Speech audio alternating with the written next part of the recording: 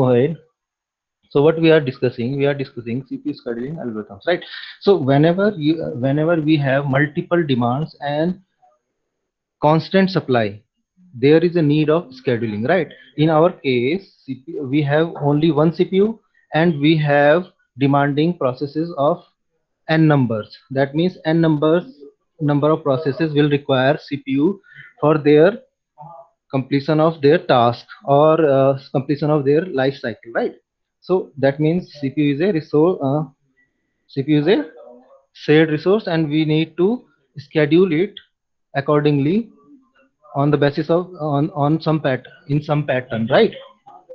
So these are the scheduling algorithms. uh, what scheduling algorithm will do, scheduling algorithm will choose one process at a time and give the control of CPU to that particular process at single moment of time, right guys?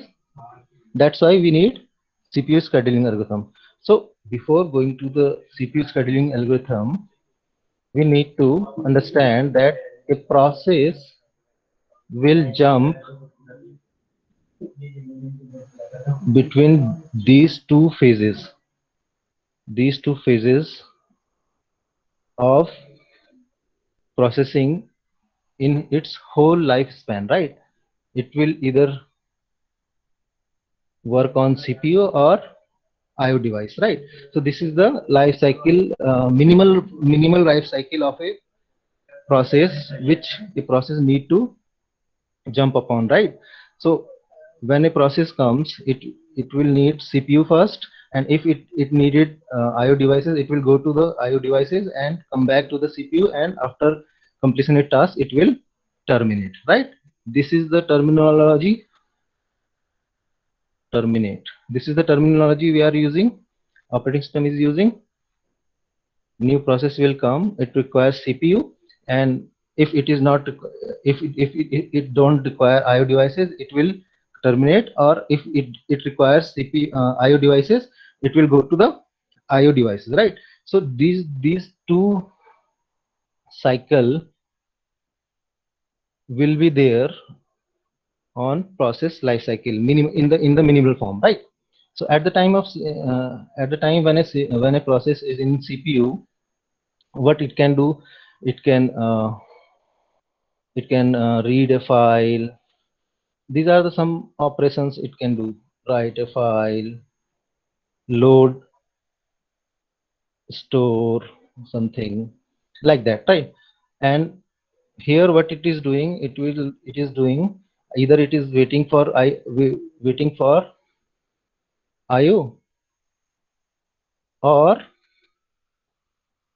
it is performing some IO operations, right? So these two are the basic cycles of a process whenever the process comes to the system and complete its task, right? At the time when a process is in CPU, after CPU, a process can be of in four state, right? Either a process switches from running state to waiting state, right? See, if a process comes to the CPU, there may be the four cases in the whole life cycle of a process which could be possible. First is process can switch from running state to waiting state, right? Second case may be it can switch from running to ready state, ready state, or it can switch from waiting to ready state. Or last case may be process can terminate, means it has completed its task, right? As we understood,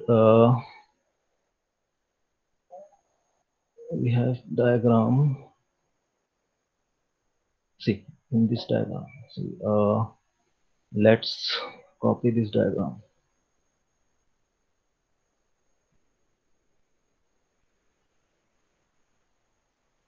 In that class, I also mentioned that this diagram will come everywhere when we are dealing with process management.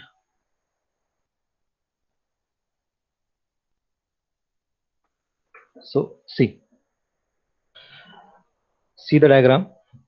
A process, when a process is new, it is waiting for memory, right? And after getting memory, it comes to ready state, and after ready state, it can go to the running state. The running state means it is executing at CPU, and from it can either terminate or it will go to waiting state. These are the state transition diagram. This is the state transition diagram we discussed before, right? So these all possible conditions are process switches from running state to waiting state, right? Process can switch from here to here. That means this is the case one, running state to waiting state. And when a process goes to waiting state, either it will require IO device or it is waiting for some event to trigger, right? We already discussed, right? So this is the case one. Let me change the color. So case one, which is written over here, process switches from running state to waiting state, is this one. Process switches from running to waiting state due to the reason. Why? What can be the reason? That it maybe the process needs some IO devices, or maybe the process is waiting for any event to be triggered, right? For example, if a process having child process, that means parent process must wait until its child's could get completed, right? So this is the case one. Second case will be is running to ready state. A process can switch from running to ready state. See this one. This one is the case two, right? A process can directly jump to running to ready state or suspend state due to the interrupts. At the time whenever a interrupt occurs, it can goes to running to ready state, right? Third case is waiting to ready state. Waiting to ready state. This is the case third. See, whenever process goes to waiting state, it will come again to ready state for rescheduling purpose or for completion of its task.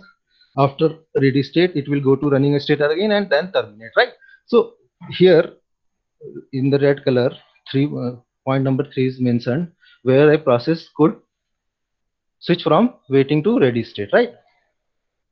And last is fourth one, process can terminate directly from the CPU, right? So these are the four possible conditions where a process switches from one state to another state, right? At the time of its completion of its task or its life cycle, right? So in these four cases, you need to schedule a process, right? From multiple queues, from running ready queue to running to waiting queue, like that, right? So in all those four cases, case 1, case 1 and 4, case 1 and 4 are different from case 2 and 3. How? Because in case 1 and case 4, in both cases, you don't need to stop any running process. You don't need to stop any running process. Like, see, if you are if operating system is transferring any process from running to waiting state, it don't need to prompt CPU, right? Right? And in the case of 4, case number 4, if a process is switching from running to terminate state, that means CPU no need to prompt CPU for any processes, right? So case 1 and 4 are belongs to non-preemptive case. Preemptive case, right? But in case number 2 and 3, where process switch from running to ready state or waiting to ready state, see, in these two cases, these two cases, CPU may or may not need to preempt, right? So these two cases comes under preemptive case, where we may or may not to interrupt any running process in the CPU, right? Preemptive case. So these, out of these 4 cases, 2 cases are non-preemptive and 2 cases are preemptive cases. See, so that's why whenever we are designing any scheduling algorithm for the processes for the CPU scheduling algorithms, we need to consider these two types of cases, right? There are 2 cases. One case non-preemptive or non-interruptible, we can say non-interruptible, and second case could be at a time scheduling at the time of CPU scheduling, right? So there is case 1, non-preemptive cases where CPU don't need to preempt or interrupt, and second case could be where you can preempt any running process in the CPU. Those comes to the preemptive cases, right? So according to these two cases, our CPU scheduling algorithms is of two types. Our, depending upon these two environment cases, we have CPU scheduling algorithms. We have categorized CPU scheduling algorithms into two parts. First part is non-preemptive algorithms. We need to define scheduling algorithms for non-preemptive cases. So all the algorithms which are non-preemptive in nature will come under this category. And second, preemptive algorithms. Preemptive algorithms are the algorithms which directly deals to preemptive cases, right? And we can use these algorithms in the case where we need to preempt or interrupt our CPU in between, right? So in both cases we have multiple algorithms available. Like in non-preemptive, we have, there are n number of scheduling algorithms possible, but we are studying only few of them which are most commonly used algorithms, right? And which are the traditional or fundamental algorithms which most of the operating system will support, right? FCFS means first come first serve. SJF means SJF, or we can say in some other books it is SJN. SJF, shortest job first or shortest job next, right? And in preemptive algorithms we have SRT, shortest remaining time, and second, round robin. There is also a algorithm called priority scheduling. Priority scheduling.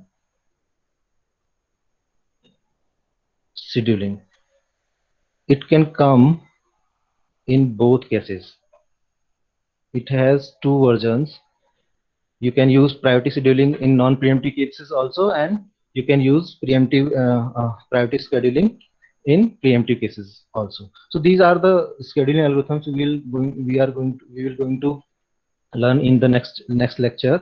But before going to these algorithms, we will first cover scheduling criteria. Whenever we are designing a scheduling algorithm for the operating system, we need to select some scheduling algorithm on the basis of some criteria. These are the criteria which define the betterness or worstness of a scheduling algorithm, right? Like you can say scheduling criteria is nothing more than a KPI for scheduling algorithm. KPI means key performance indicator. Scheduling criteria or KPIs for scheduling algorithm. So these are KPIs means these are the performance indicator of a scheduling algorithm which you are going to select, right? Out of these n number of scheduling algorithms, you will select one or two scheduling algorithm according to their performance, and those performance evaluation will be taken on these scheduling criteria or these KPIs. So first criteria we have, first criteria, scheduling criteria we have, first CPU utilization. Utilization. What CPU utilization states? It simply say that you have to utilize your CPU 100% maximum, right? That means you have to keep CPU as busy as possible, right? It will be in percentage form, either 0 to its range will be 0 to 100%, right? But this is the theoretical one, but in real time system or in real world system, it will vary from 40 to 90%. Means you need to need to utilize 90% of the CPU time most of the cases, in all cases, right? So it is the CPU utilization is the KPI which defines that this scheduling algorithm is properly utilizing CPU time efficiently, right? So we need to just maximize it. We CPU scheduling algorithm will should be such that it will maximize CPU utilization. That means it will use CPU 90% or more than 90% all the time, right? So this is the first criteria. A CPU scheduling algorithm must perform, right? Second, we have throughput. Throughput or CPU throughput. Throughput, what it means by throughput means unit of work done. Unit of work done by CPU, right? That means how many number of processes has been completed by CPU in per unit time, or we can say number of processes completed per unit time. Unit time. We discussed it in previous classes also. So for we need to maximize this also. We need to maximize this also. Your scheduling algorithm should be such that it should maximize throughput of a system all the time, right? But in all cases it is not possible, because if you are having large long processes in the system, that means it will you cannot increase it from some limit, right? So for the long processes it could be one process per hour for long processes, if you are having long processes in the system, right? But if you are having short processes, it could be 10 process per minute or per second, anything, right? Per second for short processes. But fundamentally, it should be increased. That means your CPU scheduling must be like that. It should increase throughput, right? Not decrease. Next, we have turnaround time. Turn around time, or TAT. We can write it like TAT. This is the delays, right? This is the delays. It simply states simply how long it takes to execute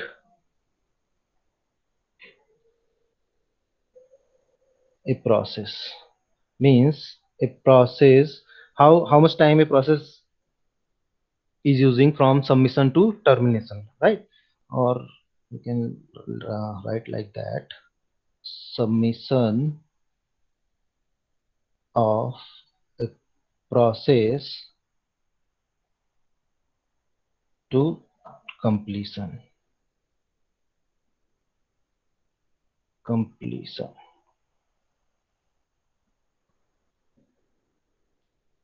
right? So time between submission of a process in the system to completion of that process. This is the total turnaround time, or we can say interval between submission of the process to completion of the process. This is called TAT. See, whenever we are talking about TAT, that means we are discussing total time taken by a process in the system.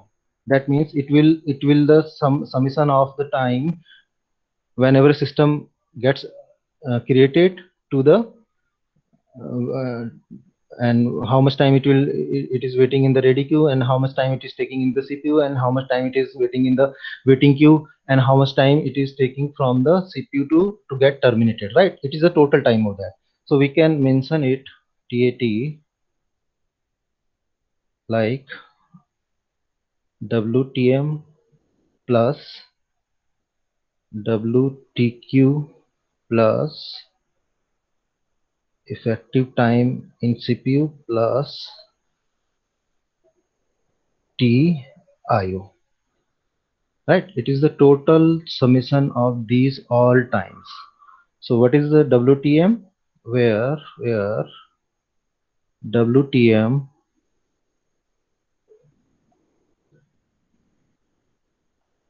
time spending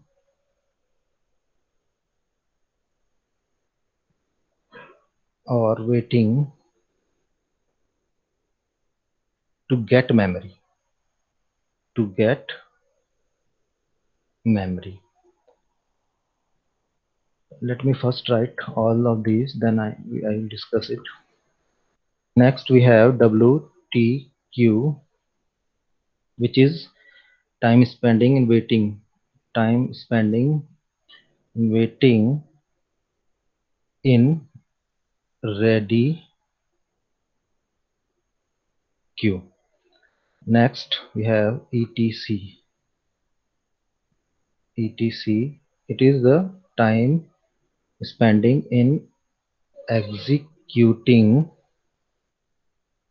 on CPU.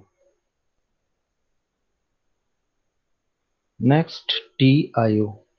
TIO, time spending in doing input output. Input output. Okay, so these are the four times we have mentioned here: WTM, WTQ, ETC, and EIO, TIO. These are the total time turnaround time will be summation of these all four. And what it is, WTM we are mentioning is time spending waiting to get memory. See in the diagram, in the diagram, when a process gets created from here, when until it is not getting memory, means RAM, until it gets loaded into RAM, this is the WTM, means before getting memory, how much it is going to wait. This is the time TM, WTM, right? Second time is time WTQ. So after getting memory, how much time a process is waiting in this area, ready queue, in ready queue. It is WTQ, I think. WTQ, right? Means in the waiting queue, how much time it is taking to wait for CPU in the ready queue, right? After that, after completing WTQ, a process will get CPU, and how much time it is taking execution at the time of executing in the CPU. This is our effective time of CPU. Effective time taken in the CPU means execution time of CPU, right? Means that process which comes to CPU, how much time it is taking in CPU to complete its task, right? This is the ETC. And fourth one is time taken to doing IO. So how much time it is waiting for IO, that means TIO. How much time it is waiting for TIO or and completing its task in IO devices, right? This is the time taken at the time of doing IO, right? So these all four time will be collectively known as turnaround time. Means from here to get terminated, total time taken by a process to from generation of that process to termination of that process will be turnaround time of that particular process, right? So it will be the summation of WTM. W2Q means time taken, time waiting for memory, time waiting in the ready queue, time taken at the CPU, and time taken doing IO, right? So these are the four times which are used to calculate turnaround time, right? Next criteria, we are having fourth one is response time. Response time. It is a amount of time it takes to start responding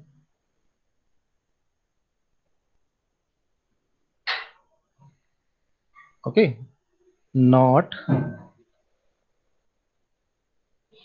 to take output of that step. Output means it is the waiting time of a process in the this one. It is the total waiting time of a process after creation to first time it is getting CPU. See, there is a difference.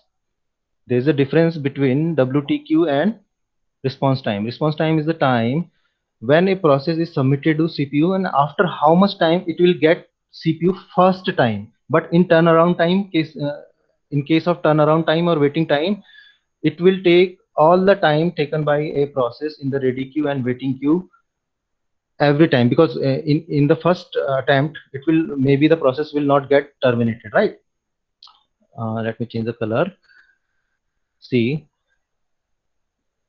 turnaround time or waiting time will be considered as WTM plus WTQ plus ETC and total. This is the total time, right? But what we are saying in the response time calculation, it will calculate time from here to here, time waiting for getting memory plus time spending in ready queue until it is getting first time CPU access first time only. because there may be the case that process will not complete its task in the first run. Maybe it will require the second cycle of that process, right?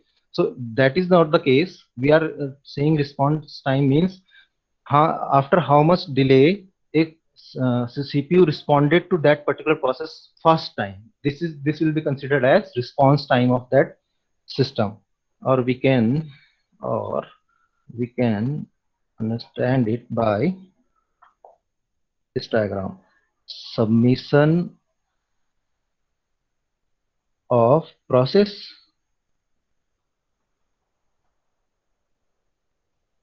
CPU, and completion.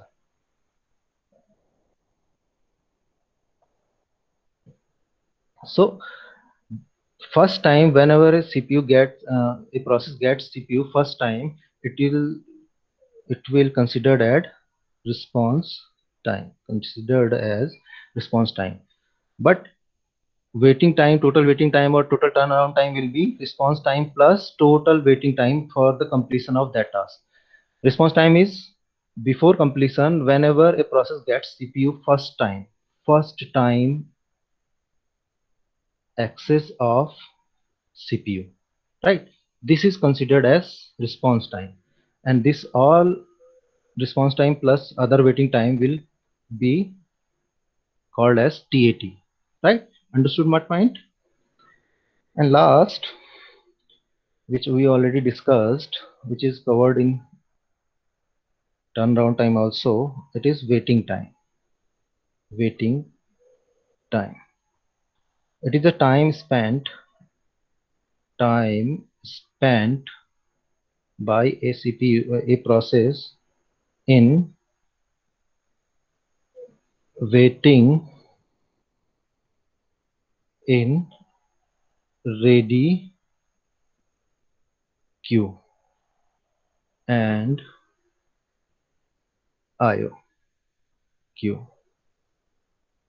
Okay, so total waiting time will be how much time a process is waiting here, in ready queue, here, plus waiting for IO, waiting queue, in the waiting queue. So these two time will be combinedly called as waiting time. So these all are the scheduling criteria on which we judge any any of these scheduling algorithm, right? So these are the KPIs, right? So in all the cases, in all these criterias, we need to uh, we need to maximize some criteria. We need to maximize CPU utilization. We need to maximize throughput, and we need to reduce or minimize all the time waiting, all the time taken in the waiting of any resource or any transactions, right? So we need to minimize turnaround time. For those, we need to also minimize response time, minimize, and waiting time we need to also minimize. So any scheduling algorithm which maximize CPU throughput or and CPU utilization and minimize turnaround time and waiting time and response time will be considered as best scheduling algorithm. Otherwise, it will not considered as a best CPU scheduling algorithm. That's why these are also called as KPIs for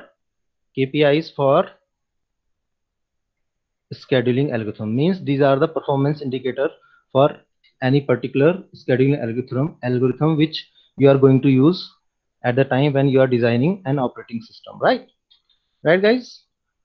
So I think you have understood these. You will face them again in when we will discuss our scheduling algorithms in detail in the next lecture, right? So this is all for today.